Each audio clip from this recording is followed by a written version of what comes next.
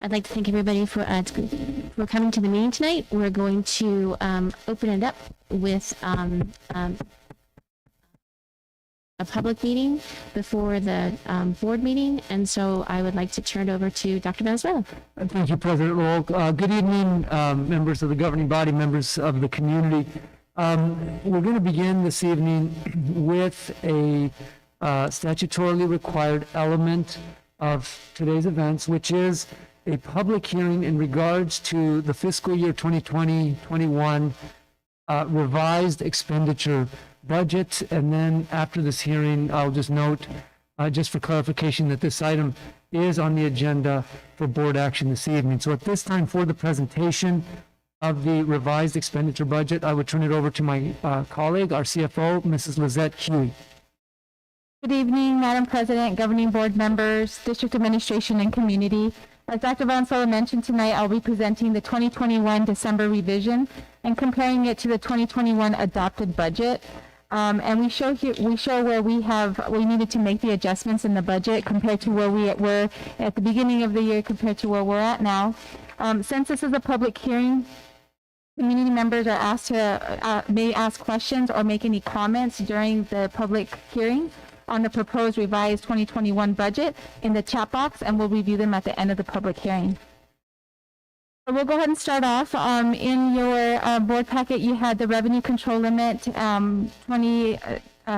fiscal year 21 December revised budget. And I believe that's what's being shown right now, correct? Thank you, Amber. The M&O budget, we'll start with that. It's the budget limit is based on a number of formulas, which are heavily dependent upon the average daily membership and is funded for in the current fiscal year. As of 12/2, our ADM has been down 582 students, and therefore this is what the new budget is reflected of that.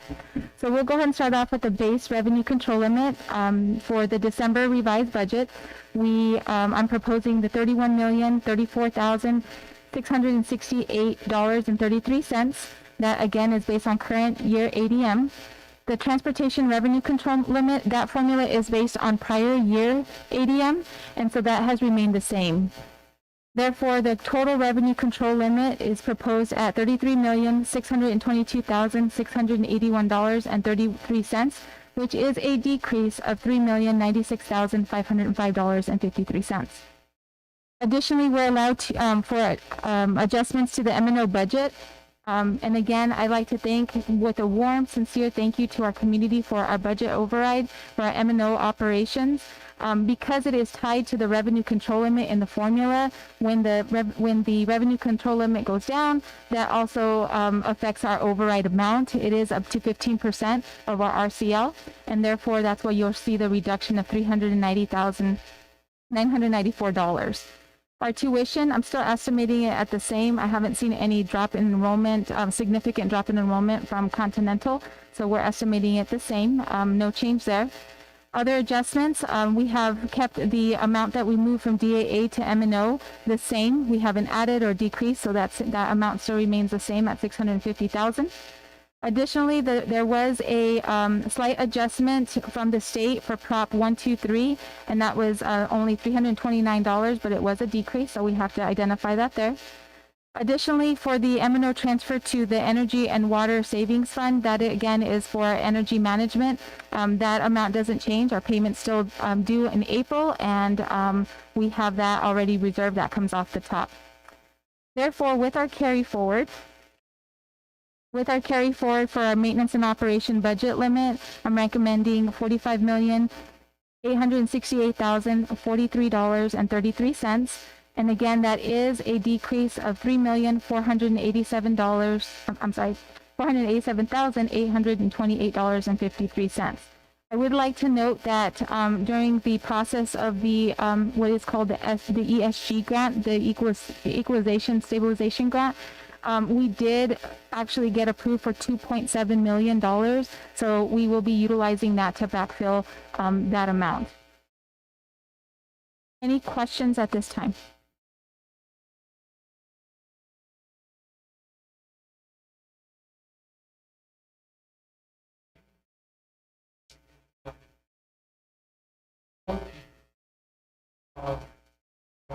Yes, I'm sorry. We did 14%. We can go up to 15%, but our voters approved 14%. Yes, thank you for the clarification. That is correct. The next item we'll go over is our district additional assistance. And so with the district additional assistance, which is referred to as DAA, that formula is based on prior year ADM. So that is not on current year ADM, which is why we don't see a huge decrease in the district additional assistance for this fiscal year. So we'll go line by line. DAA revenue limit. We did see an increase once the dust settled and an AFR was submitted. We did receive an increase of $4,047. However, the state did have its last adjustment, and so they did reduce us by $26,192.22. The tuition revenue remains the same. Again, that is from Continental students attending our high school. A capital override, again, with sincere gratitude to our community. We do receive that flat $1 million. That is not a percentage, and that's why that also remains the same. Additionally, our DAA that we moved to M&O, again, that remained the same from our adopted budget for fiscal year 21 of $650,000. Therefore, our total allocation with carry forward from prior year is $3,922,057.78, which is a reduction of $22,145.22. Have any questions in regards to the revised budget?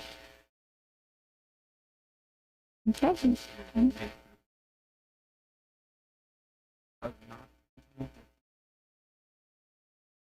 That is correct. So this is just our maintenance and operation budget.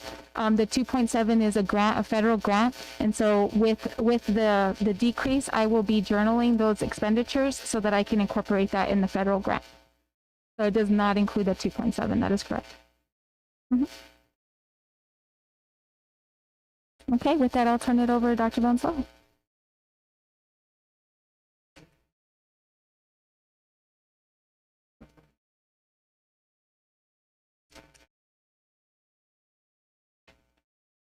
Thank you very much. I'd like to go ahead and call the meeting to order. Before we begin, I'd like to read the statement. Sahuarita board members and district administration are gathered in a central physical location, following distance guidelines due to the pandemic. The meeting will be live streamed by use of YouTube, which allows for the members of the public to view and/or listen to this meeting. If you need accommodations, please contact Betsy Palacio, email bpalacio@sahuarita.net. A link has been provided for any called public comments. 10 minutes will be allowed for reading of the comments at the meeting.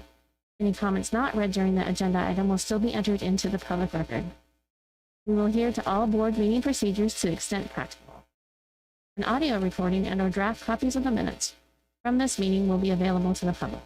We apologize in advance for any unforeseeable difficulties and ask for your patience as we navigate unprecedented conditions. I'd like to go ahead with Pledge of Allegiance. Pledge allegiance to the flag of the United States of America and to the republic for which it stands, one nation, under God, indivisible, with liberty and justice for all. Thank you very much, and we'll move on to roll call. Ms. Palacio. Governing Board President Sherry Lowe. Present. Governing Board Clerk Kevin Opalka. Here. Governing Board Member Elaine Hall. Here. Governing Board Member Denise Reese. Here. Governing Board Member Dr. John Sparks. Here. District Administration Superintendent Dr. Manuel Valenzuela. Present. Assistant Superintendent Scott Downs. Here. Assistant Superintendent Brett Bonner. Here. Chief Financial Officer Lisette Huey. Here. Thank you very much. I'll move on to approval of the agenda. Approval of, yeah. Are you going to approve of the agenda, Dr. Venezuela? Yes,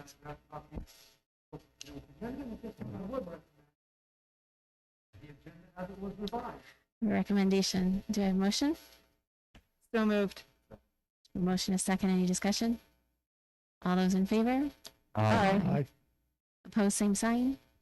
Motion carries. Thank you very much. Move on to ratification of vouchers. Ms. Huey. Good evening. I recommend payroll Ratifications of payroll voucher number 10 and 11. New payroll 13 through 16 for a total payroll approval of $15,578,547.97. Expense vouchers 21-22 through 21-26.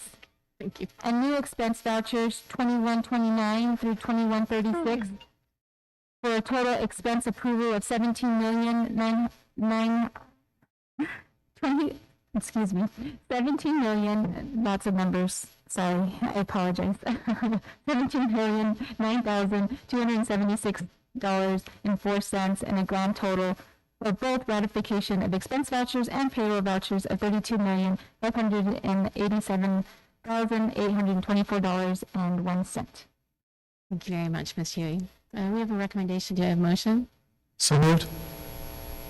Second. Any discussion? All those in favor? Aye. Opposed, same sign. Motion carries. Thank you very much. And I apologize. I took that out of order. That's what happens when I wear new glasses to a meeting. So we're just going to back up to approval of the minutes. Dr. Valenzuela. Yes, ma'am, Mrs. Law, I'm glad that glasses thing doesn't just happen to I me. know. You have in your packet draft copies of the minutes from the regularly scheduled meeting of the board on November the 18th, 2020, and after review and consideration, I do recommend approval as presented at this time. Thank you very much. We have a recommendation. Do I have a motion? So moved. Second. Motion and a second. Any discussion? All those in favor? Aye. All those opposed, same sign. Motion carries. Thank you very much. We'll get back on track. Superintendent's report, Dr. Valenzuela. Yes, ma'am. Thank you, Mrs. Lowe. You know, despite the many challenges that we continue to face and our society continues to face, we continue to overcome challenges and show just amazing examples of success as a community and as an organization. So I have a few things to share this evening. We always begin with the routine presentation of our enrollment numbers, which, as you will see, continues to show the trend downward, unfortunately. It's less than 1%, but obviously this is something that we're watching very, very carefully, especially in regards to planning the future, the longer-term future directions of the district, the preservation of our programs, and of the basic structure of our organization, because we know that enrollment numbers is the core of the formula that funds our budget in our districts, both local and state. So that's obviously a concern. As Mrs. Huey mentioned, in the short term, we're grateful for the support of the federal government and as administered by the state, the ability to, as Mrs. Huey said, very technically backfill some of the money that's been lost due to the unforeseen disruption in our enrollment related to the pandemic. We believe that in the big picture, with continued focus, attention, development of programs, that these numbers will come back and that we will resume a traditional upward trajectory. But for now, for this year, we're grateful for those stabilization dollars, and we'll continue to work tirelessly to make sure that for the long term, we are bringing those enrollment numbers back up to first neutral and then hopefully in the upward direction. I think we have several just really neat examples. One, the kids from Copperview did their annual onion. The pandemic did not stop the onion planting project that's led by Mrs. Strayer, I think, and that entire campus just has this gardening kind of integrated thematic piece to it. So they were out there, of course, employing full social distancing and precautions and things like that. I think we also have some letters that were written to the military that are included in your packet from some of our students. Of course, I had the opportunity to attend in one case, the recording, and the other one, the actual physical presentation, albeit on a different format and scale, but nonetheless, really very special and symbolic and meaningful celebrations of our A+ awards which were earned by both Onza Trail K-8 and Copperview Elementary School for the year 2020. They were still special. They were very, very creative, very well done. And I think it's worth noting this tremendous accomplishment. The state of Arizona, as I've been told, has approximately 5,600 school buildings, public schools. And only 40 of them about received the A+ award. So it is a special recognition, and we continue to be very proud of the accomplishments of our students, our staff, and our community. And lastly, I just want to let you know that one of our own students, that is, Emma Vaterlas, who's a senior at Sahuarita High School, was named one of 5 students in the entire state of Arizona who is a semifinalist for the United States Presidential Scholars Program. And in her particular category, Emma excelled in many of the CTE fields, including biotechnology, digital photography, and I heard from Director Josh Fields that culinary arts as well. So just a really amazing young lady, very, very bright, very, very talented, very, very accomplished, and our students continue to be our most amazing ambassadors. So with that, I would conclude my report. Thank you, Mrs. Lowe. Thank you very much. Let's see. We'll move on to recognition of community staff and students, which we do not have, but I look forward to that. Would you like to do any governing board reports? Oh, thank you very much. Yeah. So before we move to that we'll cover governing board reports. Dr. Sparks.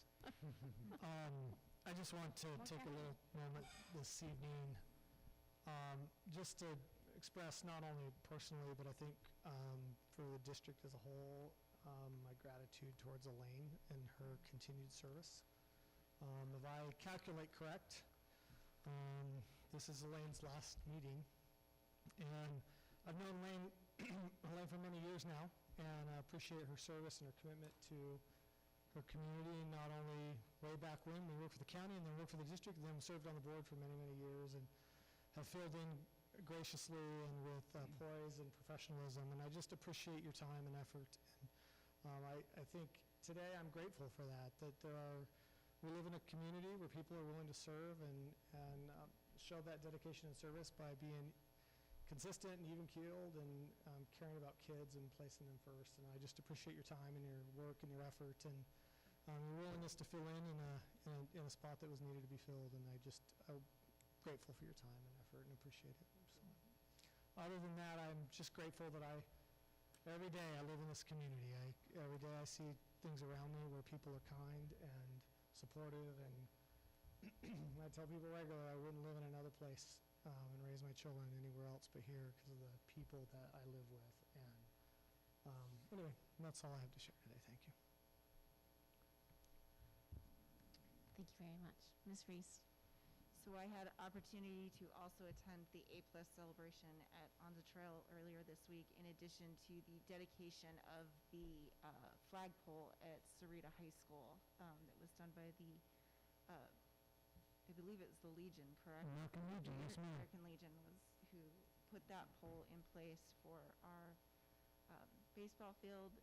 Both celebrations were very different than they would have been, but it didn't make them any less special for those that were involved with them. So just again, congratulations to both On the Trail and Copperview for their A+ awards, and good job and keep it up. Thank you very much. Mr. Alpaca. Just want to say thanks to Elaine. It's been great serving with you in this, on retirement session.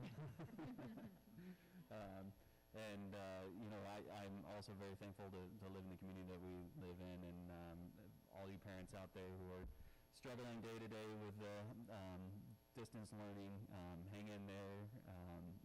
You're not alone. All of us, feel that as well.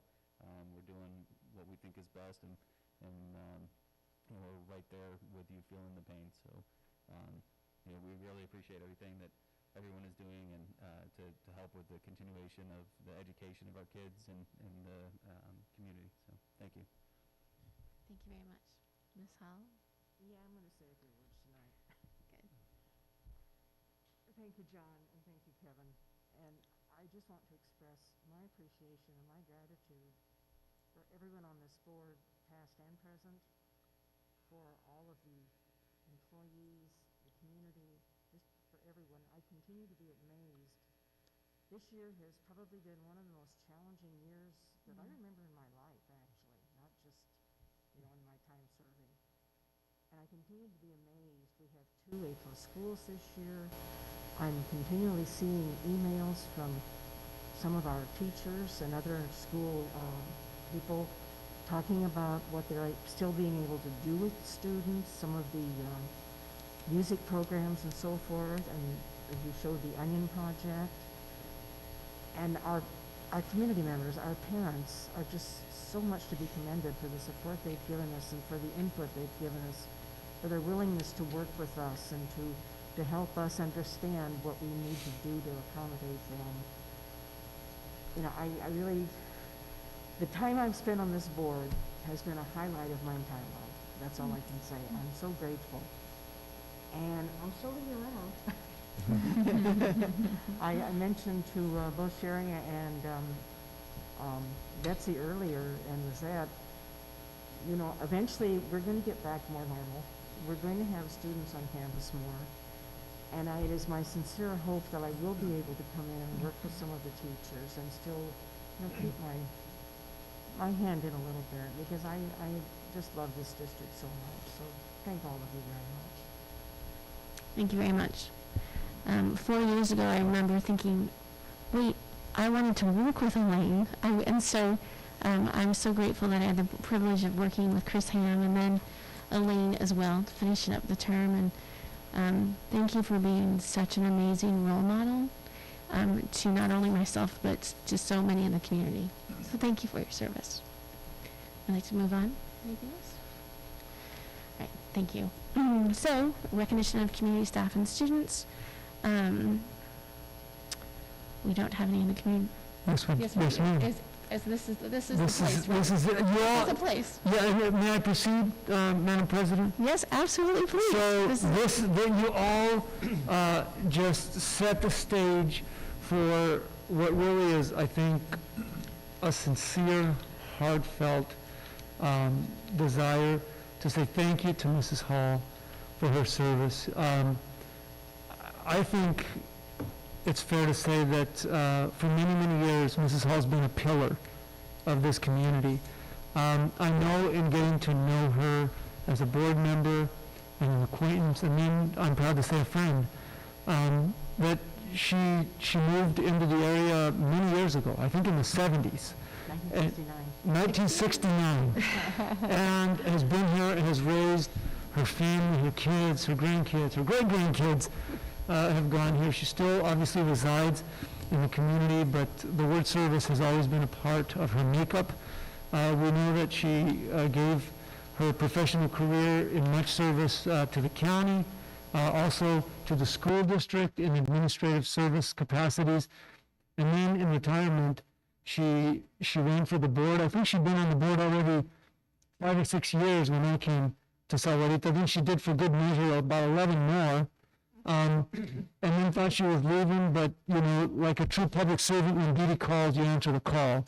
And when we had an unexpected resignation midterm, Elaine didn't even think twice about, I'm sure not that she needed more things to do, but because she's a very busy person, but when the need arose, she was ready to answer the call. And so I think our society, our community, our country, our world needs people like Elaine Hall.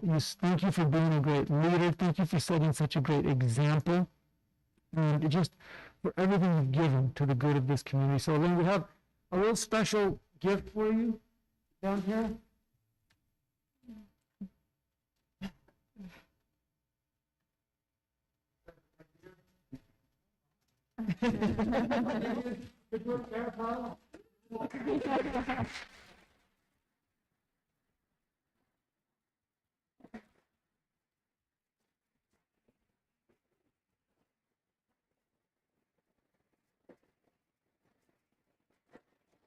You're going to make me cry in a minute. We all have your phone number. You know where to find you. Thank you very much. We'll move on. So no staff, no students. Call to public. We do not have any call to public. Is that correct? Correct. All right. Thank you very much. So we'll move on to number 7, new business. Dr. Valenzuela. Yes, ma'am. Thank you, Mrs. Lowe. We have 2 exciting things that directly address the core of what we do, which is teaching and learning. You know that in our directions plan, one of our focuses preparing students not only for the world of today, but for the world of tomorrow, which we know is embedded in the world of technology, in the world of workforce preparation, higher levels of learning, more foundational, deeper learning, integrated learning. Teaching and learning is a pretty complex thing, and we are relentlessly committed to preparing our students for that world. I'm going to ask Mr. Bonner to take these separately since they're separate agenda items. The first one, my comments is commendation to Mr. Bonner and his efforts and his work, specifically with Pima Community College and Pima JTED, to support the bridging of the road to post-secondary education. You know, we know that in this complex world that we're preparing kids for, they need to have high levels of skills, proficiencies, and education to thrive and to really materialize their full potential. And so we also know that those traditional pathways have been rather sequential, and we've worked to kind of reinvent that and to meld and bridge the path from high school to college in an efficient, dare I say, cost-saving way that's really, really exciting. So this first one is a brand new Pima Community College partnership. Mr. Bonner, please tell us about it. Thank you, Dr. Valenzuela, members of the board, and our Sahuarita community. I'm very excited to share this next proposal regarding dual enrollment. As you know, over the last several years, we've enhanced our advanced placement courses throughout the district. In fact, we have 25 or more than 25 AP courses at each high school. We're now working on establishing an increased number of dual enrollment opportunities for our high school students. We have strong systems in place to support AP. Now we want to amp up dual enrollment, so we have a wide variety of choices for students and families to make regarding their high school and post-secondary experience. I've said before, people drive programs, and people are in the right position right now, and things are moving in the right direction. We have Josh Fields as our CT director, James Palacios, the director of dual enrollment at Pima Community College, and Edgar Soto, who's the vice president on the Desert Vista campus for Pima College. And with these combined efforts, we're ready to launch this next step to expand dual enrollment over the next several years. So what I'm presenting to you this evening is not something that's going to all take place next school year. What I'm asking the board to consider through Dr. Valenzuela's support is to consider these courses that I'm sharing tonight as the opening or the green light to build a system and a structure that will expand upon multiple dual enrollment classrooms, enhancing our IGA, our intergovernmental agreement with Pima College, and then working at recruiting and retaining highly qualified or credentialed teachers in our district that meet the Pima Community College standards that are able to teach dual enrollment courses.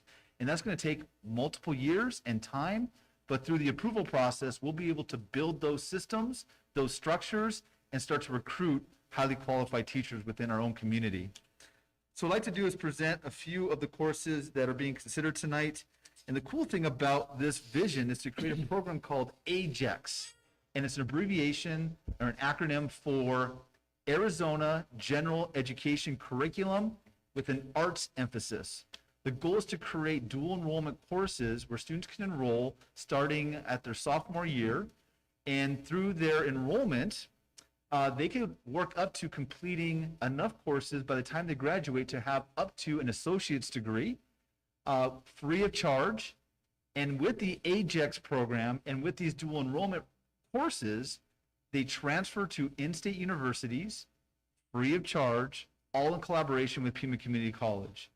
We would be responsible for providing the instructors, meeting the highly qualified status of the Pima College dual enrollment program criteria, and there may be some costs associated with textbooks that Pima College requires through that process. I'm super excited about this. I mean, think about this as a parent, to have your child go through high school, be part of this dual enrollment opportunity, and over the course of their 4-year experience, they can take dual enrollment classes that meet the high school graduation requirements, and at the same time, earn enough credits to either advance their college standing or earn up to close to an associate's degree. 60 credits, where it would qualify in the fine arts, general arts program under the AJEC course wheel. The key thing that I'd like to emphasize that these courses do qualify for automatic acceptance at the University of Arizona, Northern Arizona University, Arizona State University, but students must complete with a 2.5 GPA or higher. Some of the courses that I've added in your board docs include the following. We want to include English composition. There's 6 credits required. Humanities and fine arts, 1 course from each category required, a total of 6 credits required. And to continue to support the AJEC, the Arizona General Education Curriculum Arts Associate's Degree Program, we need to offer biology, physical science, any two lab science classes, 8 credits required. Math 142, 151, Math 151 or above, any 3 credits required as referenced. Social and behavioral sciences, any 2 courses from 2 different prefixes, 6 credits required. And then any other courses that follow oral communication, computer science, critical thinking, math, second language, international multicultural studies, and 1 additional fine arts of humanities. Now, some of these courses, the board may recall that we've approved them already. So we've done the approval process. For example, writing 101, writing 102, those are already approved. They're in place as we speak. We're offering that now. Our goal is to build this larger framework, this larger pathway where parents and students can see that if they chose to take dual enrollment, they could earn more college credit as they meet the high school credit graduation requirements by the time they graduate. So with that, with your support as outlined in the board docs, we are recommending that the governing board approve the following dual enrollment courses to support the enhancement of the AJEC program. Specifically, fine arts, which is music 160, popular music in America, and it's a study of the history of popular music culture in America through current trends in today's society. It focuses both on the birth of music, dance, jazz. Also being requested for consideration is humanities, which is literature 280, introduction to literature, which would be a critical analysis of literature from a variety of nations and cultures. The next course is literature 261, modern literature, which would be a critical analysis of literature of modern period and from a variety of nations and cultures. The additional course would be literature 289, literature and film. This would be a criticism or a critique of film's dramatic forms, elements of genres, including development of film as an art form, comparative approaches to literature and film. Another course being recommended is biological and physical sciences, Bio 135, which is genetics, biotechnology, and human affairs, which is an introduction to human genetics and biotechnology, career exploration. The next course is Biology 181, General Biology 1, which is the principles of structure and function of living things at the molecular and cellular levels. In addition to that, we have Bio 182, which is General Biology 2, which is principles of living things at the levels of an organism, population, community, and ecosystems. Followed by Biology 160, which is Introduction to Human Anatomy and Physiology, which provides lessons on structure, dynamics of the human body, includes foundations such as chemical, cellular tissues of an organization, looks at different skeletal, muscular, cardiovascular, reproductive systems. The next course being considered is the Physics 121, the Intro to Physics 1, which is an introduction to general physics for programs requiring a 1-year non-calculus-based physics course, linear motion, kinematics, dynamics, work and energy, and linear momentum. The next courses go into more of the social and behavior sciences. So we have Introduction to Psychology, which is Psychology 101, where Pima College would offer through due enrollment a survey of psychology, including history, perspectives, and methods structure and functions of, and the nervous of endocrine systems. In addition to that, we look at psychology and culture through Psychology 132. This is about current knowledge of human diversity, behavior, and culture using a variety of contexts within Western and global societies, which is cross-cultural psychology. We look at intergroup relations, diverse cognitive styles. In addition to that, we're looking at a course called GRN 102, which is Survey of Media Communications, Survey of Theory, Function, and Impact of Mass Media. So we look at analysis of book and magazine publishing, newspapers, recorded music. Then we expand into the course LIS 150, which is Social Media and Ourselves. So we look at distinguish how social media sites are influenced and impacted by others. And we look at the role of social media in interpersonal relationships. Other requirements to support the AJEC is Business 148, Ethics in the Workplace, where students will study ethical principles and decision-making applied to the business and industry workplace. This includes ethical decision-making, ethical frameworks, personal values, ethical priorities, ethics in business and industry. Then transitioning into some of the foreign language options. Again, we're offering this already at Walden Grove. This would support our wheel of dual enrollment. Would be German 101, which would be an introduction to German, so basic listening, reading, writing skills, cultural, geographic awareness. Then elementary German 2, which is further development of both oral and written forms, pronunciation, and grammatical structures. Then we expand into Bio 250, which is biomedical ethics. So an introduction to ethical problems in the fields of biomedicine, healthcare, environmental studies. And then we expand into some of the computer sciences through CTE dual enrollment. So we look at CIS 129, which is programming and problem solving. And this is an introduction to personal and business computer systems, includes components of a computer system, advantages and disadvantages of programming languages, traditional languages, code and object-oriented concepts, and so forth. Another course being recommended is CIS 131, Programming and Problem Solving 2, which is a continuation of the previous course, the CIS 129, which includes an increased emphasis on data structures, data representation, complex problem solving, and procedural abstraction. Then we transition into CIS 185, which is a computer information systems course called Introduction to Python. And this is where you're looking at programming language using text editor, built-in Python, IDE, idle, and language syntax. Then we offer education professions. This course is already approved by the board, and we're offering it currently at Walden Grove High School, which is the Introduction to Education, where students are providing an introductory overview of education, includes purposes of schools and schooling. Automotive 105, light line maintenance, which is principles, procedures, repairs commonly expected in entry-level technicians. Then we transition to culinary arts, which again we are offering through dual enrollment. Culinary 130, the savory cuisine, which is an introduction to all the facets of hot foods, includes use of stocks, sauces, soups, starches, menu scaling, and the percentage of yields. We transition into culinary 150, which is in the introduction fundamentals of guard manager, which includes care of equipment, sanitation, and knife skills. Culinary 160, which would be pastry arts, which would be a comprehensive introduction to preparing an array of baked goods and sweets. This is the season. In addition to that, culinary 189, culinary arts capstone 1, which would be a preparation of a final culinary project that meets the learning outcomes of cooking or lab and lecture courses. And then I'm going to highlight this course, but I'll go more into depth when we go to the next section, which would be architectural drafting, which is computer-aided drafting for construction, and then introduction to Revit.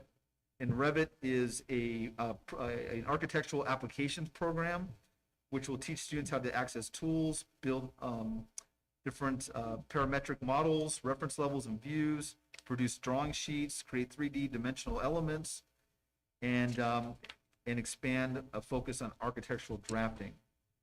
That is a lot of courses. And again, they will not all start next school year, but through the approval process, if the board is in agreement, this will give us the green light to start building that pathway to help market to our families for all SUSD high school students, whether they're online or not, to enroll in these courses.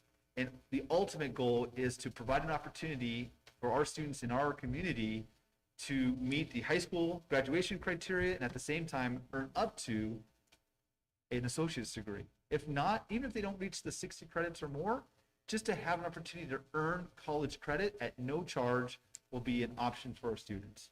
So I'm really excited about the AJAC well. I'm really excited about expanding upon our dual enrollment course offerings, and I'll return this dialogue back to Dr. B for any questions or comments. Brett, thank you very much for all your hard work, your collaboration, and the noteworthy partnership with Pima Community College. Well stated.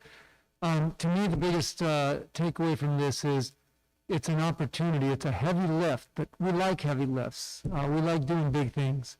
And it's an opportunity to basically give kids a chance to largely meet those courses that significantly make up the schedule of most undergraduates across America, which usually is called something like general education, gen eds, the basics. And to have the chance to do a lot of that while you're earning high school credit is just a win-win for everybody. So thank you for that. And I would recommend approval of the courses as cited by Mr. Bonner that make up what he described as the Arizona General Education Curriculum - Arts. Thank you very much. We have a recommendation. Do I have a motion? So moved. Second. We have a motion and a second. Any discussion? I just want to say thank you.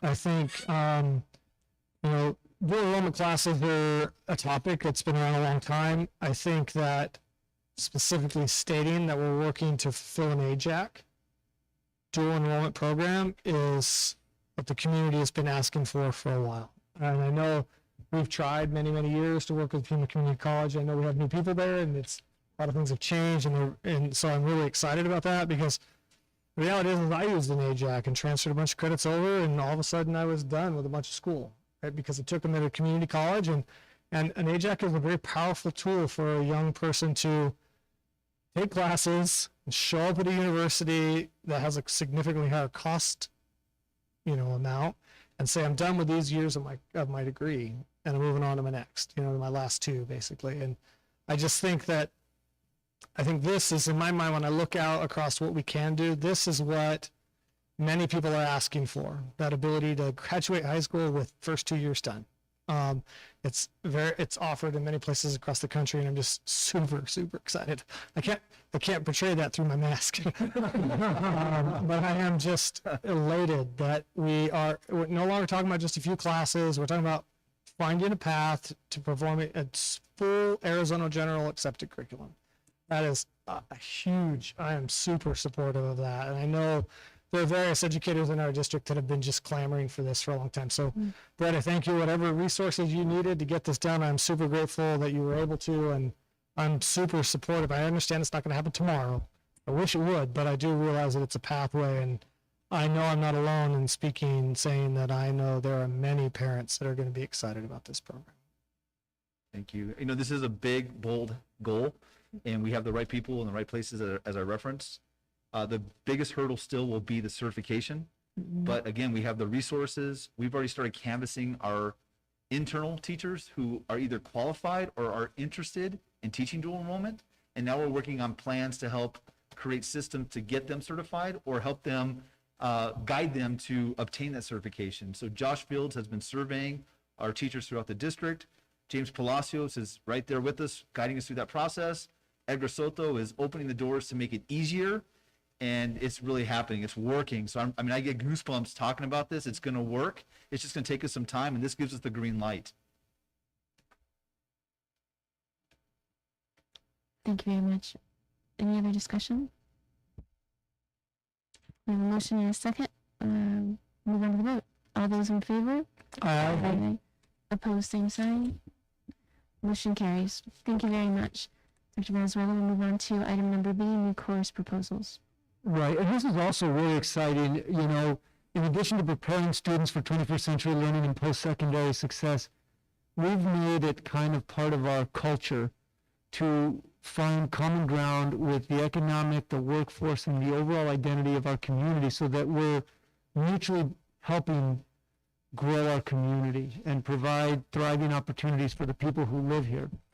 So these two CTE programs that Mr. Bonner is next going to present have emerged through the linkages with these different sectors. As we know, we've opened the second hospital in our general region here within literally the last few weeks. And we also have a workforce that is grounded in construction, mining, manufacturing.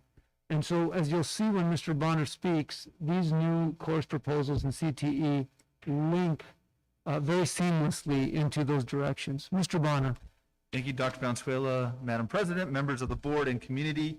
Again, let's keep going. We're making some great things happen for our kids. And we know in this demographic with two new hospitals in place, this is a program that makes sense. And through the demand, in fact, research is out showing that there's going to be a state demand at 2.6% for medical workers within the next year. So this is a trend that will provide employable opportunities for our students or continue in the medical field with having some credentials by the time they graduate from high school. I did participate and attend the virtual board meeting with Pima County JTED last night. They are obviously a direct link and a support of this program. Their board did approve to support our continuation if our board approves this next step. So Pima County JTED is on board, fully supporting us, and obviously they want to keep the standards at the highest level. They'll work closely with mentoring and making sure this expansion of what they have at their main campus in our satellite programs would be just as rigorous, just as organized, just as effective, and also meet the highest rigorous levels of expectations. So we have their support and the mentorship as well.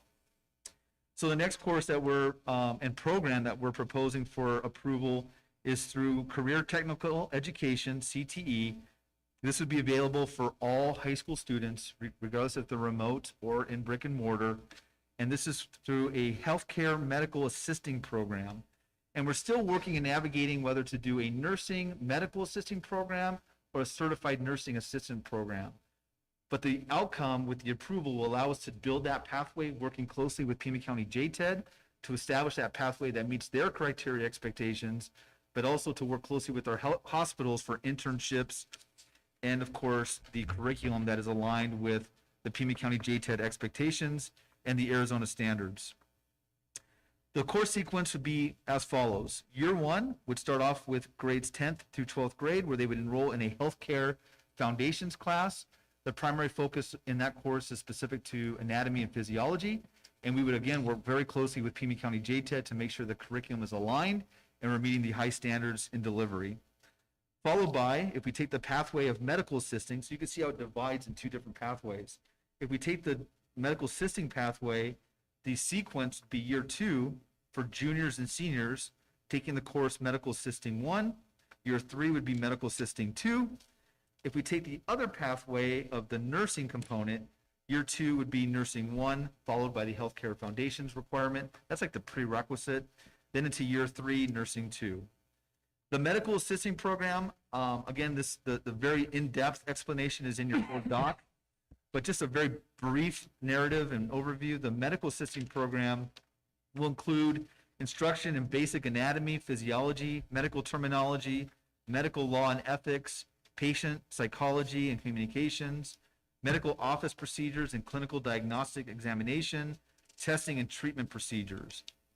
The nursing program will prepare students to perform routine nursing-related services to patients in hospitals or long-term care facilities under the training and supervision of a registered nurse or licensed practical nurse. Again, our demographic, we have a large number of retirement homes and facilities. So great opportunities for internships, job training, and with the new Northwest Hospital and the Green Valley Hospital, we have a lot of opportunities for collaboration, which we're really excited about. These course sequences would also have the potential, which you just voted on, to expand dual enrollment opportunities. So we would work closely with Pima Community College, pending your approval, as we build this sequence to develop the IGA. So if students transfer to Pima, they'll get credit at the college level, but then if they want to continue in a nursing under like an associate's degree or a bachelor's in nursing, they would be a continuous flow based on the Pima curriculum. So it sequences together, it fits together. Here's a nice thing about Pima County JTED. Most of the fees are embedded in the CTE budget.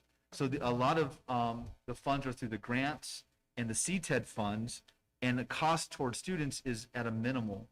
I'll use my daughter as an example. She graduated from high school, and she obtained, without major expense, she obtained her certified nursing assistant. So she was certified and legal by the state to perform certified nursing duties.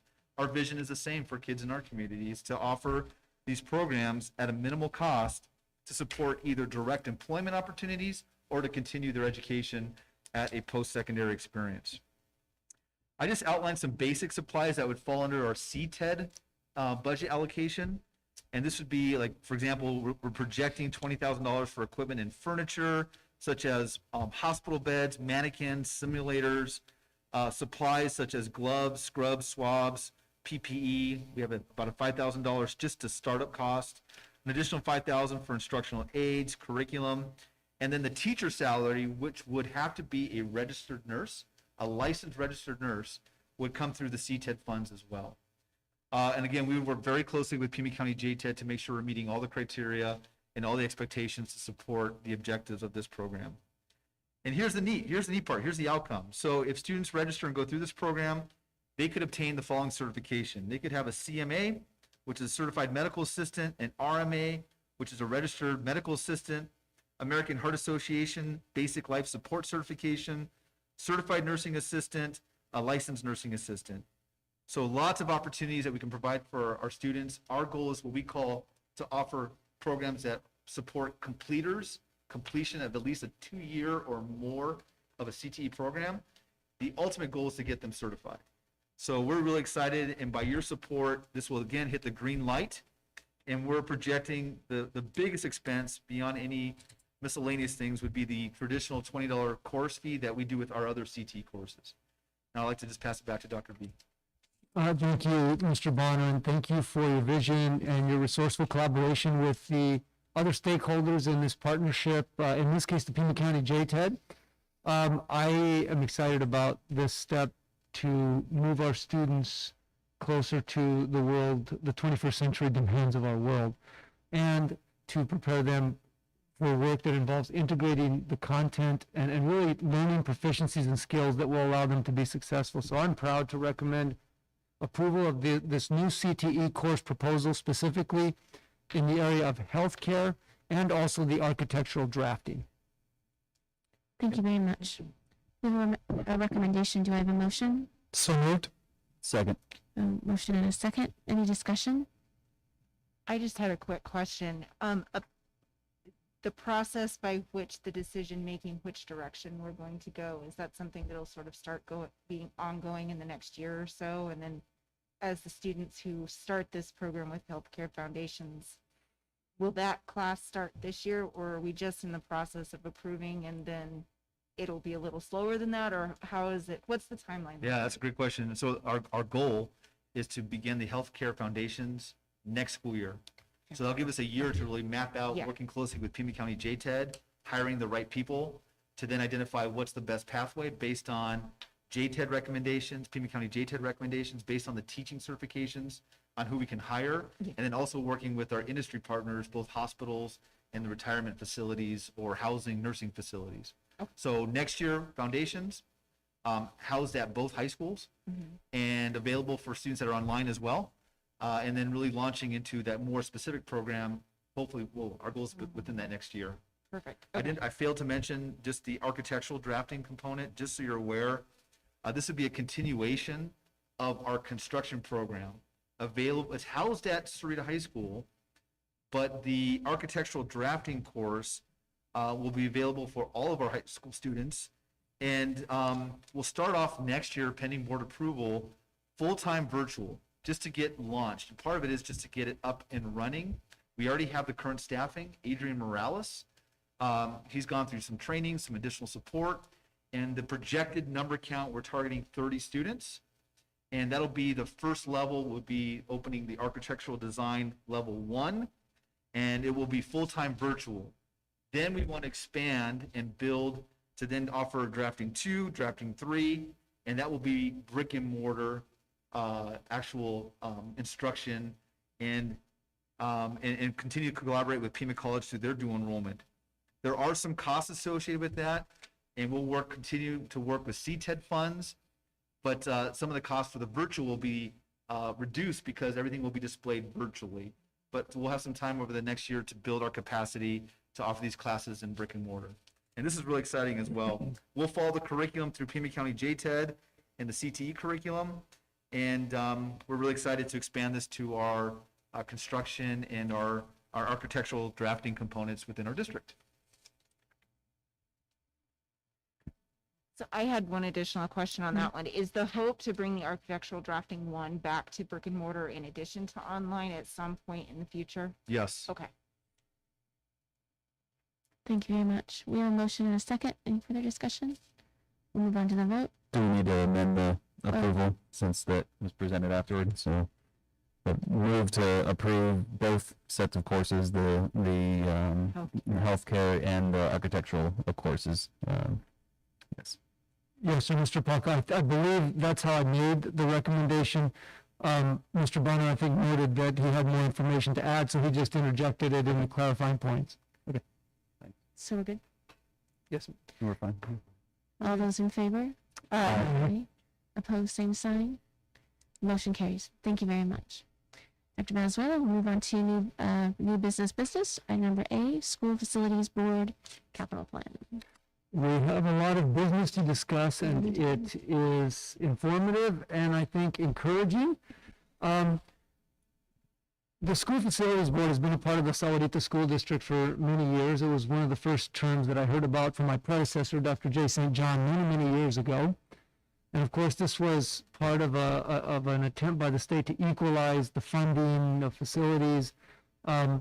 And it's had its ebbs and flows over the years, its challenges, but I think it's fair to say that the district has benefited from some of those resources that have been provided. Every year, we and all public school districts are required to provide the State School Facilities Board with a report that basically summarizes our assessment of growth projections, demographic variables in the community, including construction, new building projections, and then they have formula-driven approaches where they give us kind of targets of when we might be eligible for future resources to support a new school based on needs. Historically, I will say that they tend to be a little bit behind the curve, hence our proactive efforts to get ahead of that curve and kind of accommodate growth instead of get behind it. But Mr. Downs is kind of our senior leader in terms of managing this multifaceted initiative. I will also say that the COVID impact, as we know, has been a disruption, a force in many ways. This is no exception. All of a sudden now, this is like tossed salad in terms of the decline in enrollment and when we actually would be eligible for a new school. I will say this, and this is an interesting point. I mentioned how my attention is focused on the red numbers in our enrollment report. It is. However, interesting point in regards to open enrollment. And again, this is open enrollment of people who choose to send their kids here from other districts. We're up by a significant amount. I think Scott told me what you'll see on open enrollment. It's pretty significant across the board.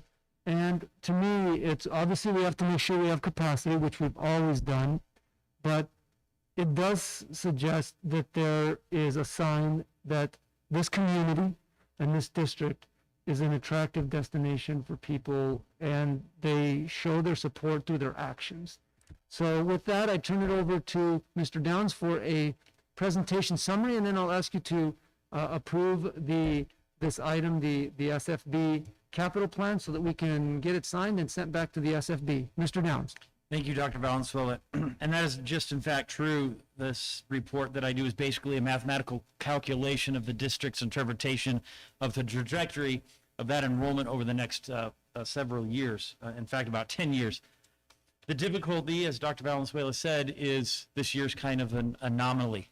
And I feel comfortable, even though there's an anomaly, and I will say in this report that I'm asking for a hold harmless year. But whether they do that or not, they run their own calculations. And every year I've always kind of articulated that this process is kind of like an accordion. As our growth expands, the need for a school kind of shrinks in. And as it expands, or as we lose enrollment or doesn't grow as fast, then it kind of goes back a little bit. So regardless of how the School Facilities Board will interpret this report, that calculation, again, will bounce back as the students come back as well. So with some of the information that I give you, I don't want to allude to the fact that we're not going to get a school for the next 10 years. And that's what it's saying right now. But I'm confident that it is going to, again, spring backwards again when we start picking up students again. And if you look at the report, I just kind of want to talk about kind of the methodology that we used. And it's very simple. Basically, what I do is I take, over the last 5 years, I've looked at the percentage growth, and I take the average of that 5 years. And I wanted to start with last year so you could compare it to what's going on this year. Last year, for FY20, I took the data on August 8th of 2019, and the last 5 years average growth was 2.2%. And that's what I apply, that 2.2%, to the current population of our schools for K-8 and for 9-12.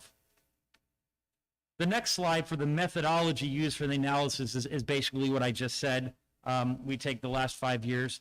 And I think the most important about this methodology, and this is kind of where I snuck it in and talked about COVID, is that due to that COVID, we have not experienced negative growth in this district for as long as I've been here, which is 15 years. And so what I decided to do was, and the best way that I could argue it mathematically at least was, yes, we know some students have left, but we know it's not as drastic as it will be on the impact of the next school. And so what I did was I took that 2.2% from last year, and I looked at the last 5 years, including this year, which was a negative 0.1%, and I averaged those two. And I know, being an ex-math teacher, it's not really mathematically correct to take averages of averages, but I yielded a 1.1% growth rate, even though we are negative, and I thought that was a fair argument to make in front of the School Facilities Board. And so basically, at the end of the report, basically I'm saying I would like to keep our current trajectory in place. And again, even if they do their own reports, it's not like they're going to accept this and say yes or no. They're going to do their own reports with their own demographers and all the information that I give them, the information that they do on their own, and they kind of formulate their own plan with this information. So I don't want to give the impression that this is what's going to hold, because again, they do their own report. The next slide is basically showing where I got the 2.2%, which goes from FY16 to FY20. And the next slide represents, in the very right column, the FY21. We actually, at the time of this report, which was on August 12, 2020, we had a negative 5.9%, and that yielded the negative 0.1%. But when you average those, you got the 1.1. And just going back in time, if you notice in fiscal year 13, which really has nothing to do with this report, the reason it's black, that was the first year that the School Facilities Board made us count kindergartners as 0.5. So it looked like we had a big drop. So that was one of those years that I thought was an anomaly, and I didn't use the data. But the next slide actually shows that ADM projection using the 1.01%. You can see in the top column, that's kindergarten through 8th grade. The capacity comes from the School Facilities Board, and I think that's what's a little bit misleading, because they say we have the capacity of 5,264 students. They are very conservative in their numbers. They want a lot of students in schools before they grant you money. And last year, you can note that it was 4,247. So we actually had two things working against us this year. One, COVID, and we did have a decrease in enrollment, but also the Wrightson Ridge square footage finally showed up on their numbers, which counts against us. And it's disappointing that when our local taxpayers, as gracious as they are, said we're going to build the next school, which we've done many times, because again, this is kind of a reactive process with School Facilities Board, it does still count against us. So in that slide, I take the 1.01 times our K-8 population, which was 3,746 at the time, multiplied every year by 1.01, and that's kind of how we basically get where we're going to be in the year FY29. The best thing about this is I do a report every year, and again, that number changes every year, so that's where that accordion takes place. So we were approved last year for a new school in FY22. I knew that was going to be kicked back because of Bryson Ridge numbers showing up, and with that, you can see all the way out to the fiscal year 29 that we don't exceed capacity. But I know that will change over the next couple of years. One, as we keep growing in our community, and as COVID dissipates. Same thing with 9th through 12th grade. We were approved in FY25, and again, that has been kicked back, one, because of the number decreasing for the 1.01. So what does that actually mean, assuming if we were to get approved in the school year FY25, does that mean that's when the school happens? And I asked that specific question several years ago, and I've changed the numbers to make sense for now. So if we were to get approved in FY25 for a high school, that's when it is approved. The money comes the next year, and then it usually takes 1 or 2 years to get built. So what does approval in FY25 actually mean? It means probably 2 or 3 years later is when the school actually opens up. So that's what the next slide shows for the ADM projections is if we are still approved in FY25, which is what I've asked to do, that our next high school would probably open in FY27. And again, as we start growing as a community, that number I feel would even probably come backwards a little bit, and we'd get that school a little bit earlier. The housing development list, they always ask us to list some of the major construction going on in our community. Right now we have Rancho Sahuarita, the development north of Fry's. We also have Santa Cruz Meadows, which is on Camino de las Quintas, which is just south of the Mormon Church. And we also have a very small section in Madera Highlands that is still growing in the back and south. And that's only high school students because that is an elementary zone for Continental School District, but we get their high school students, which means Walden Grove High School. This is just kind of a side note, but I thought it was appropriate to edify the board on somehow how do we do our analysis of how many students might come. Now, the numbers to the School Facilities Board come purely from that average of growth, but how many students actually come from a household? And I did this report many years ago, and it actually held true to date, and very comparable to other school districts as well. But at the time, I took all the houses in Rancho Sahuarita, being a certain type of demographics. The houses are highly dense. It has a certain type of people who live there, and I divided it by the number of students who I knew for both K-8 and 9-12, and I got a ratio that came from each house.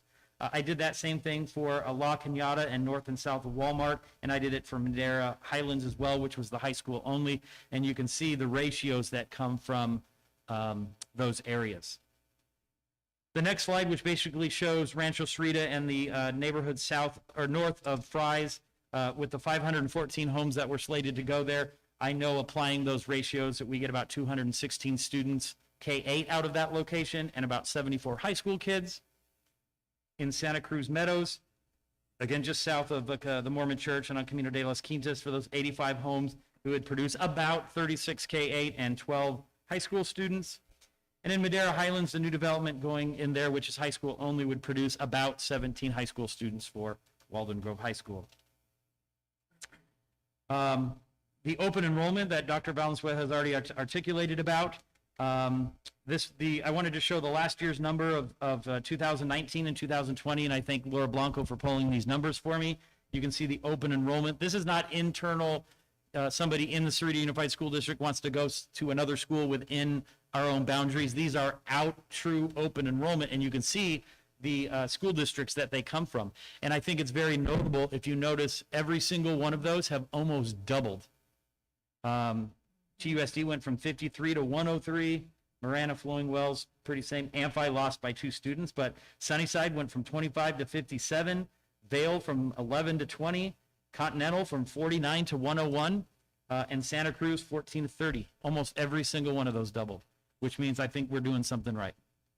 And then the last slide, this is tuition in and tuition out. This basically means how many high schoolers are going to Walden Grove High School from Continental School District. They have to tuition in because they are not a high school district, so they actually give us tuition for those students attending Walden Grove High School. And with that, I'd be happy to answer any questions about the trajectory of what we think. And like I said, they will do their own report and tell us what they think, and that's what's going to go. This is only to supplement their research and their data, but it is required that you approve at least our philosophy and kind of what we did, so they know that we're all on the same page. At this time, I do recommend the approval of the School Facilities Board Capital Plan as presented. Thank you very much. We have a recommendation. Do I have a motion? So moved. Second. Motion is second. Any discussion? All those in favor? Aye. Opposed, same sign. Motion carries. Thank you very much. Dr. Valenzuela, we'll move on to item number B, the solar panel update. You know, this really has turned into a very exciting and promising project in so many ways. First of all, I'm proud to tell you that it's moved ahead of schedule. It's actually ahead of schedule. It is on budget. As Scott mentioned, within the next 6 months per our agreement, or sooner, hopefully, all of the solar panels should be fired up and running. But there have also been some additional energy saving and just general enhancements, things that are making our facilities better. I was talking with a board member this week, just in conversation about how some of the lighting changes, we've moved to the more high energy efficiency LED lighting, and how it creates just a totally different vision and presence and kind of look. Not to mention saving energy at the schools. In addition, water saving plumbing fixtures, controls, and also we know that the surfaces around the campus are much improved. So Mr. Downs has a visual presentation to share with an update.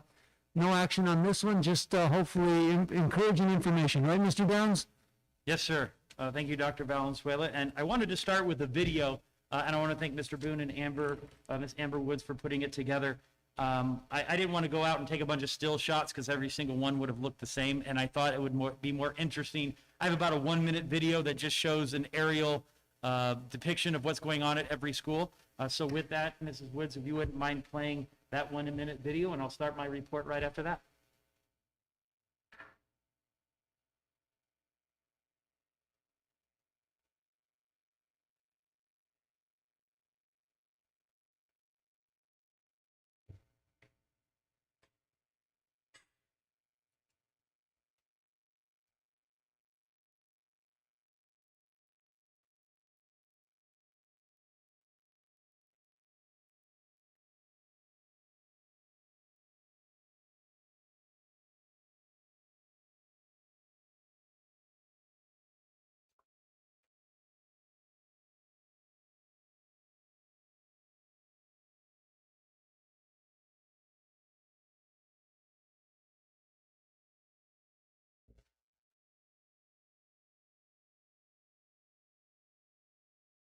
And so that was just a kind of a quick visual representation of what was going on. And when Mr. Boone put that together for me, he noticed the magnitude of how big it was when he actually got up in the air. And he asked me a good question that I didn't know the answer to. So I asked Shannon, my partner that works for the solar company, and his question was, how many square feet of solar panels did we actually put in? And I didn't know the answer to that. So if we take the cumulative square footage of all of those solar panels, we have 208,000 square feet of solar panel that is producing electricity. So as Dr. Valenzuela had already mentioned, where are we on the construction timeline? By contract, they have to be done by June 15th. And right now, they're already trajectory that we're going to be done by April.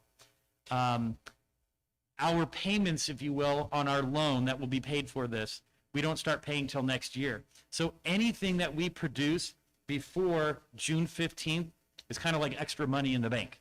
We don't have to make the payment yet. And we already we are already starting to produce electricity at one of our sites, and I will show you which ones pictorially, which ones we are, and how far we are out on the other ones. The next slide for August 12th, 2020, which was the last report to the board, I just wanted to show you economically where we were in terms of budget. We were about 50%. The reason that we spent a lot of money at first is when you build a house, you got to get all your supplies here. So that was a lot of cost.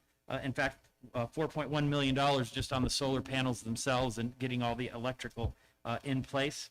And where we are now, December 9th of 2020 on the next slide, we're about 90% through our budget already. The next slide basically shows the same thing, but in actual numbers. On August 12th, we were at 50%. We were at 16.6. We had spent 18.2, and we had 8.3 left. The next slide for December 9th shows the actual numbers of our 16.6. We've spent 15, and we have about 1.6 left to spend. And a lot of people say, well, it looks like it's done. What is left to do?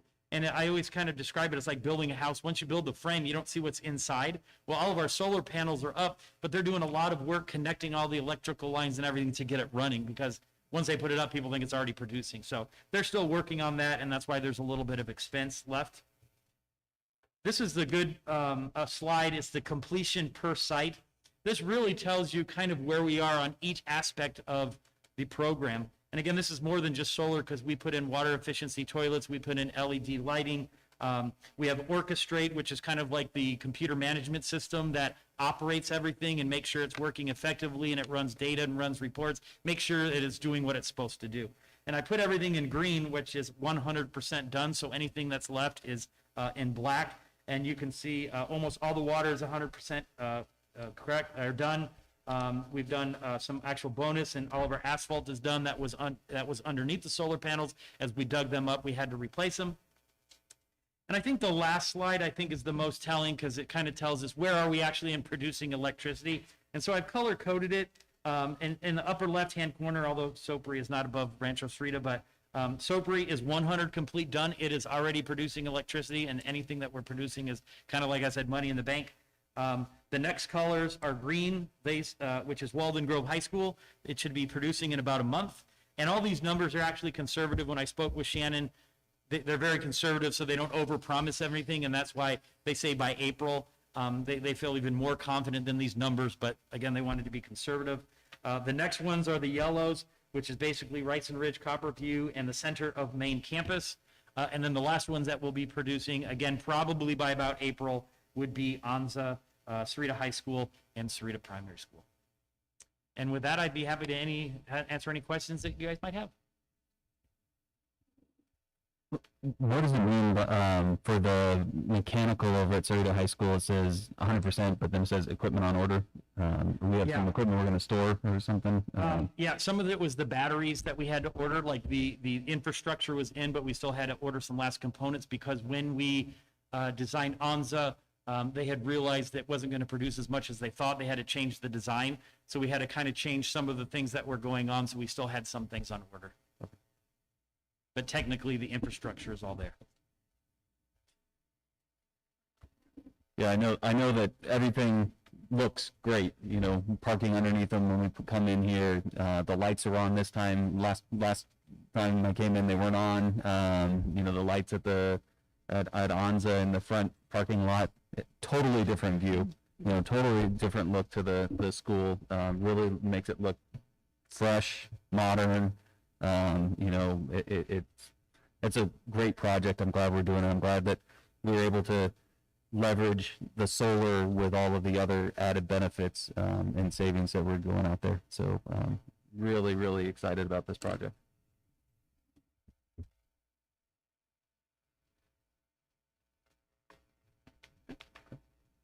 And again, there's no action on this. This is just for information. Thank you, Mayor. Okay, Scott. We'll move on to item number C, Dr. Venezuela, the 2021 revised expenditure budget. Yes, ma'am, Mrs. Lowell and members of the board. As you recall from about an hour ago, Mrs. Huey presented a summary of the essential components, the main components of the budget revision, the revised expenditure budget for the fiscal year 2020-2021. And after your review and consideration, I do recommend approval of the revised expenditure budget as it was presented this evening. Thank you very much. We have a recommendation. Do I have a motion? So moved. Second? Motion and a second. Any discussion? All those in favor? Aye. Opposed, same sign. Motion carries. Thank you very much. And with that, we'll move on to item number 9, Dr. Valenzuela, the road back plan update. Yes, ma'am. Thank you, Mrs. Lowell and members of the board, and thanks to our entire community for your sacrifice and your shared support. This has been and continues to be a very challenging, a very total team effort, and we are navigating our way through it. Granted, it is not easy. It is a challenge, and it does require a lot of sacrifice, and it foreseeably promises to continue being more of the same. Each meeting, we've committed to providing just a quick update, and different themes kind of present themselves as we move over the course of time. This one, I think I'd reinforce an important theme, and that is, it is our goal to keep schools safely open to the greatest extent that we are able to do so. I think it's important to realize that this whole situation is very complex and involves multiple variables that are changing very rapidly, and it's not a very easy, concrete, clear-cut issue such as whether to close schools or not to close them. It's really more of a dynamic ebb and flow of a continuum based on the monitoring of multifaceted variables and circumstances. So just food for thought as we talk. A few highlights, or I guess points that would be appropriate to address. One is, as the board and the public is hopefully aware, we made an intentional decision early in the week there after the Thanksgiving holiday that it was necessary to move the high schools to full remote learning. That was not something that was anticipated, desired, but it was something that really became evident over the course of a quick period of time. For example, during that week, which I guess was last week, it seems like a long time ago, when we changed course, it was really evident that the frequency of new cases, specifically at the high school level, was growing very rapidly. The week of November 30th through, I guess it would be December 4th, that same week. On Monday, the tracing team led by Mr. Downs and Ms. Sarnacki had 18 cases to follow up on. And when you're out of school like that over a longer period of time, they do add up. And you want to make sure that you get on those very quickly, proactively, that you isolate, you quarantine, you track, you trace, so that you minimize the risk that somebody who might have been exposed or somebody who is showing symptoms or tested positive inadvertently, through miscommunication or otherwise, ends up on campus. So we had 18. An average weekend, we'd have 5 or 6 maybe. And so it became evident that it was becoming more difficult to manage. The attendance rate that week at the high schools was about 30% of the in-person students. We also saw a unique difference, at least at that point. Again, it could change tomorrow. But we saw a trend where over the course of, I think, 1 or 2 weeks, a short period of time, we had very quickly 12 cases at the high school level. And at the K-8 level, in contrast, we only had 6 since the beginning of in-person learning. And again, those are 6 with direct Sahuarita connection. So those are some of the things that really created an emerging theme and pattern that this was a reasonable, prudent thing to do. And again, I'm grateful for the very positive feedback that we've gotten of understanding that it was necessary, that it needed to be done quickly, and that it was for the good of the greater cause, which is the safety of students and also the ultimate desire to keep all of the schools open to the extent that we can.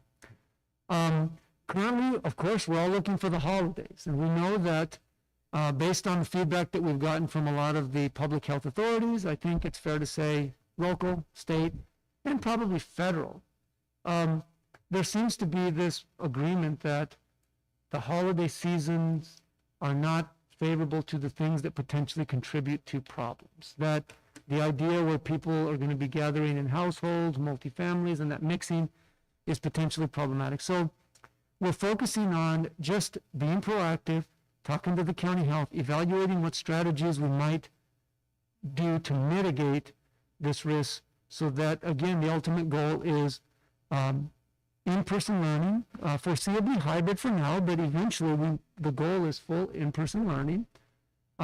So that's the goal, but we're working right now to look at the holidays and how we mitigate that return so that we can come back and that we can achieve that goal of sustained long-term in-person learning. Let's see. I will say that in terms of our mitigation plan, PPE, and the overnight cleaning, the sanitation, all of the procedures and routines that are in place around the campus, I can speak from my visual observation of day-to-day operations, my consultation with Mr. Downs, and with all those that are involved in that process, that we have the supplies, we have the procedures, we have the routines. I'm not saying it's perfect, but when it's not perfect, we fix it. In terms of educational programs, I don't know if Mrs. Woods has the pictures, but I took pictures of 2 classes that I was in. This happened to be at Anza. It could have been at any school. I can tell you because I go to all the schools on a regular basis. And this particular picture was a picture of a couple classrooms. I think it was first grade, Anza Trail. And the teacher sitting at her desk with the webcam shining on her. She's got a grid of students online delivering a direct instruction lesson. She's got a document camera that's visible by both the students online and the students in the class. And it was humbling, and it was just very gratifying to see quality instruction happening even in the context of this world that we face. It's really a tribute to our teachers, their resourcefulness, their initiative, their tireless dedication and commitment to their students. I know it's hard. I remember when we started it, I remember Mr. Bonner kind of leading that charge, working with principals. I know it's still really, really hard, but it is yielding fruit. And teachers are the most creative and innovative people you'll ever want to meet. They have found a way, and we're truly grateful. The other comment that very transparently I would mention to you is that one of the complexities of this whole situation is that it creates I guess you would call it a tension between multiple forces that are important. Clearly we want to make sure that we do everything we can to keep people safe, to keep people from getting sick, to keep people that have been exposed from being exposed to other people. All of those things we're doing with fidelity, and they're very, very important, and safety comes first. Again, it's not an either or, it's kind of a balancing of situations, circumstances, and these important goals. The other goal is our mission. And frankly, our mission, in the ideal sense, for most kids, is best delivered when they're sitting in the classroom interacting with others in person. And we're seeing more and more evidence of that. You may have seen some of the locally broadcast news reports that have been looking at this phenomenon in other districts. And by this phenomenon, I mean some academic indicators. I think the one that they've chosen to look at is failure rates, F rates. And I can tell you that you've seen some of those stories. I can tell you that it's not to our surprise, but it is real that this pandemic is impacting student academic performance. It just is. We need to be sensitive, and we need to respond to that. I will quote the words of one of the members of this board. Our kids are trying to survive a pandemic, as society is. And that's not easy. That's not an easy thing to do. And so in regards to educational programs, we have probably twice as many. I think no F is a good F. On an average year in the last few years, we've had about 12 or 13% that in the first semester at the middle or high school, because remember we do standards based at the elementary, so it's a little harder. But we have about 12 or 13% that get an F of the students. Again, it's not okay. We've got to do something about it. This year, it's like double that. So and our numbers preliminarily are aligned with, or perhaps a little bit lower than the data I've seen across the nation, across the state, but it's still not okay. And I think it's important to recognize that we will continue to do our best to get our students as close as we can to in-person learning, because we know that that's best for kids while still managing those safety variables. And to the point of the S, I will just say that's probably a whole nother conversation that Mr. Bonner has on his to-do list among his many things. But our goal is to, first of all, develop specific strategies for compensating students, for giving them compensatory help to close the gaps of learning that have been directly correlated with this time of pandemic, whether that's targeted supports, additional tutoring, after-school programs, those things that we've always kind of had in place.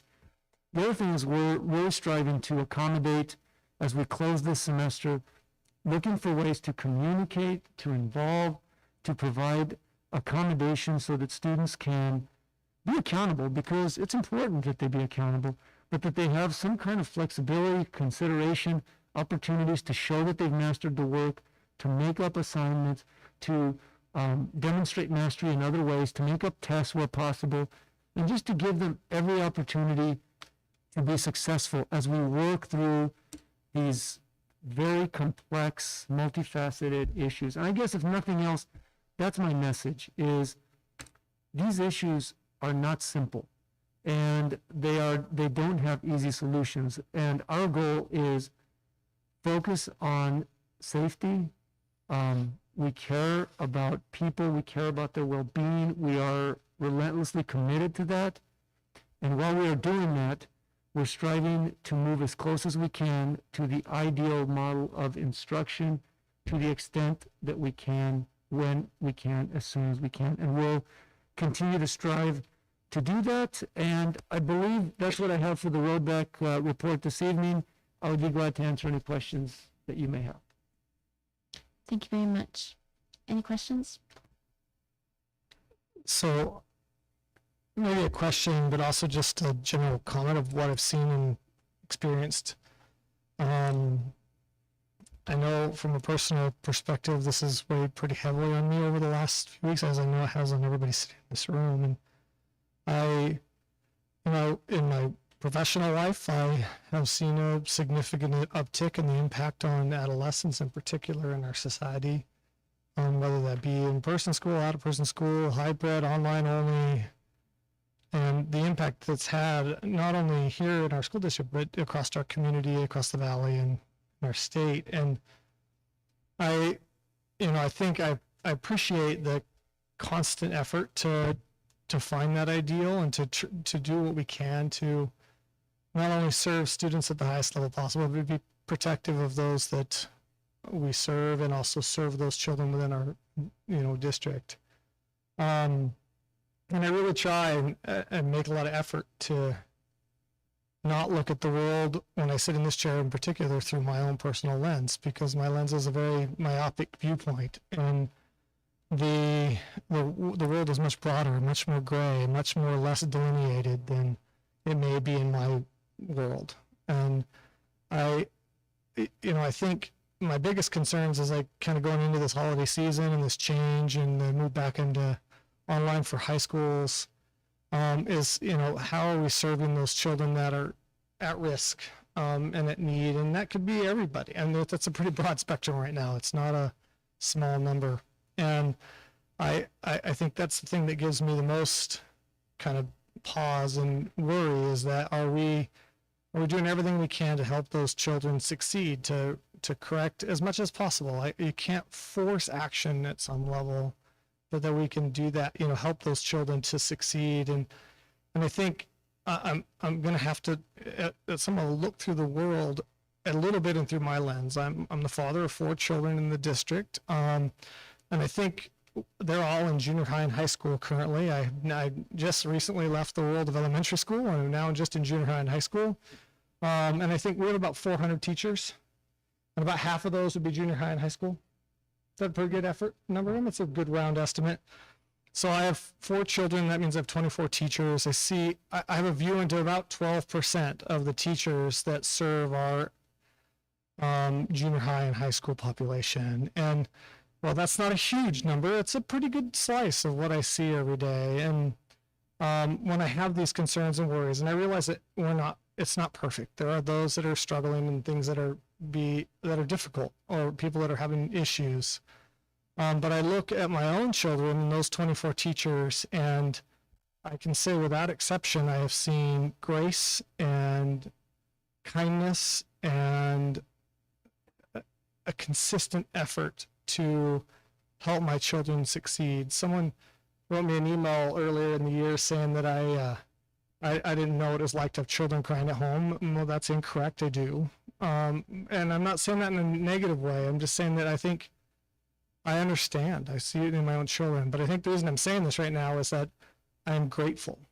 Because if I can look at 12% of the junior high and high school population, and they're literally all 24 of them, I have seen, I actually, in preparation for this meeting, I actually talked to every one of my children and asked about their teachers. And they've all could point to cases where those teachers had given them a little latitude because they were late on an assignment, or they missed it in the stream, or they saw the assignment but didn't realize the turning time was 3 o'clock instead of 9 o'clock, or just did not do well on something and was really just distraught about how it was done, and asked for leniency or kindness or an opportunity to fix things. And they all said, without exception, all 24 other teachers have done that. And I can only hope that is the standard by which our teachers in this great district are operating.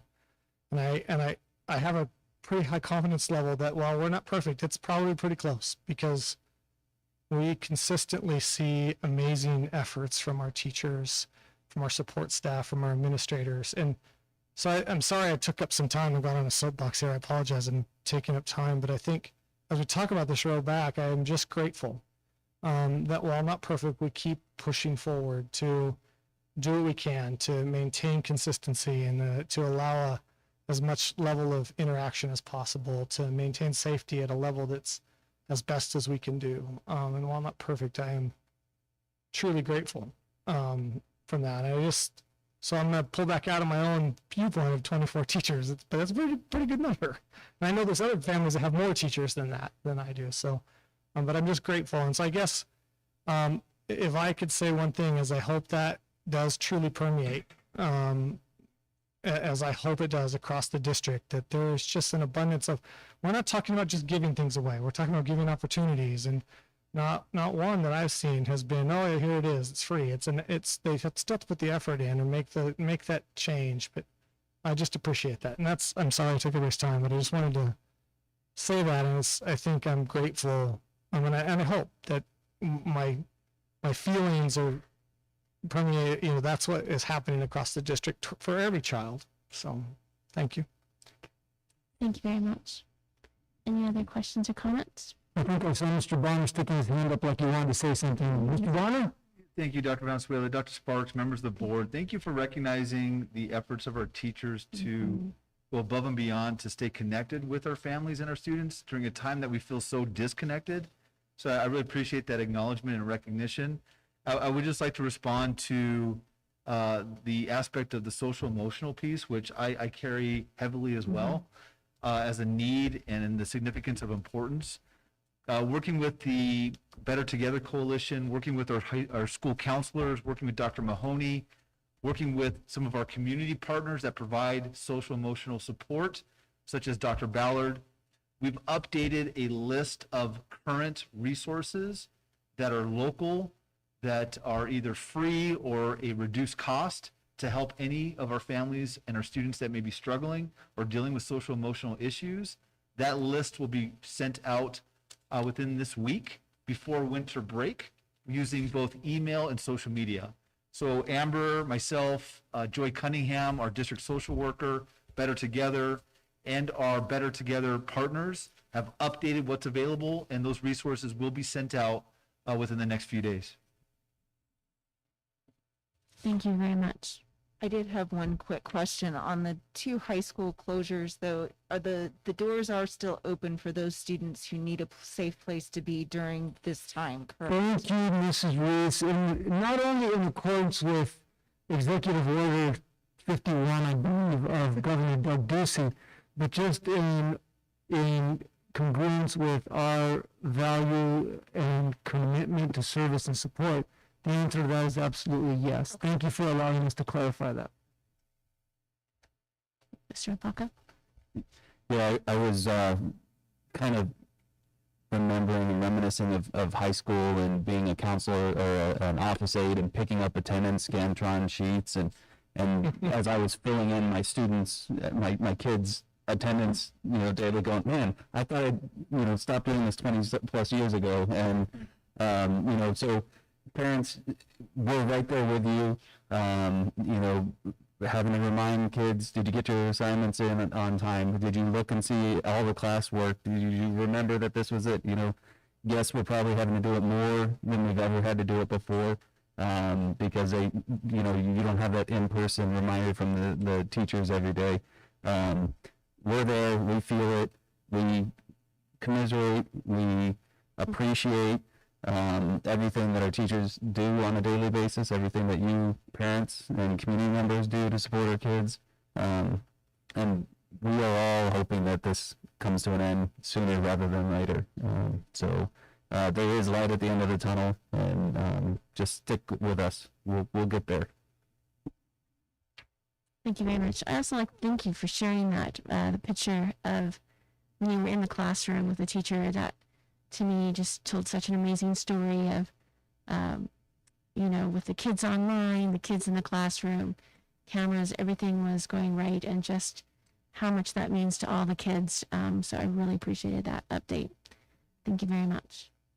We'll move on, Dr. Venezuela, to item number 11, the consent agenda, if I am reading that correctly. Yes, ma'am, you are reading it correctly, and after your review and consideration, I do recommend approval of the consent agenda in its entirety as presented. I have a recommendation. Do I have a motion? So moved. Second. A motion and a second. Any discussion? The community outreach and the community contributions to our district are just amazing. Just a quick glance over the dollar amounts that are there in public, donations and contributions. $26,000 from CEF for Chromebooks, 2 different donations from Fidelity Charitable in over $8,000 with those 2. FICO, HUD Bay, we fund you for the baseball team at SHS. Fidelity again. It goes on, and without that community support, some of our groups wouldn't have some of the resources that they do. And we really appreciate everything, every dollar, every penny, every minute that people give to the district and our kids. So thank you. Thank you very much. So we have motion and a second. Any other discussion? All those in favor? Aye. Opposed, same sign. Motion carries. Thank you very much. Do we have any possible future agenda considerations from the board that they'd like to bring up this time? Then we'll go ahead and we'll establish the next board meeting, January 13th, 2021, 350 West Sahuarita Boulevard, building number 21. And we do not have any executive session, so I would just need a motion to adjourn. So moved. Second. Motion is second. Any discussion? All those in favor? Aye. Aye. All those opposed, same sign. Motion carries. Thank you very much.